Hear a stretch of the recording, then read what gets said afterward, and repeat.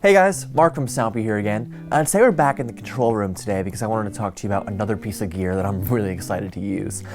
This is the Volfram stereo FET compressor from the Polish company IGS.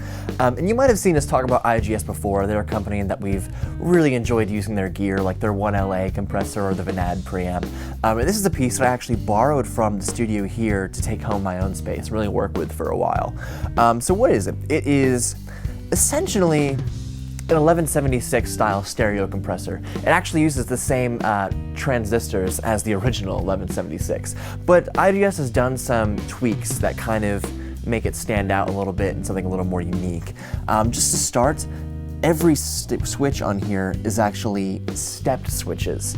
So what does that mean? You can expect a little bit more fidelity out of it than you would with just using pots, as well as it does make recallability a lot easier to kind of get some settings you like and then return to them for the next tracking session. I really like to use this on tracking because it actually has two mix controls, so you can really kind of blend in how much you like without kind of over compressing on the way in, as well as when you're mixing as well, if you really want to slam some drums and dial it back a little bit. I've gotten some really great results running synths through this. It really seems to kind of beef things up with a little bit of richness, as well as I was trying to do some kind of DI Motown style guitars that were really nice as well.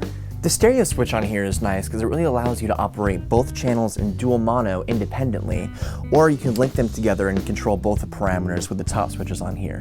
Actually, taking a closer look at the switches again, you can expect to see the same things as you would on 1176, so your input and output, as well as your attack and release, which can get really grabby.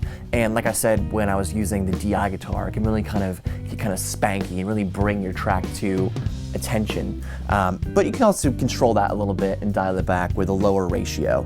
And your ratio actually goes from 2:1 all the way up to 20:1 for some really kind of Brickwall Limiting.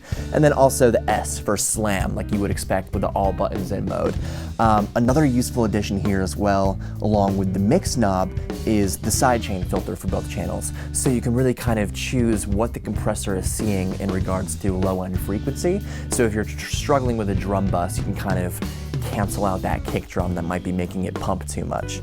So if you can't already tell, I'm really excited with the way this thing sounds and how it works. I'm actually pretty bummed to have to bring it back to the studio here. So if you want to hear how it might sound on one of your mixes or while you're tracking, we would love to set this up for you on a try before you buy. Please feel free to let us know if you have any questions or if you really want to get hands-on and hear it for yourself.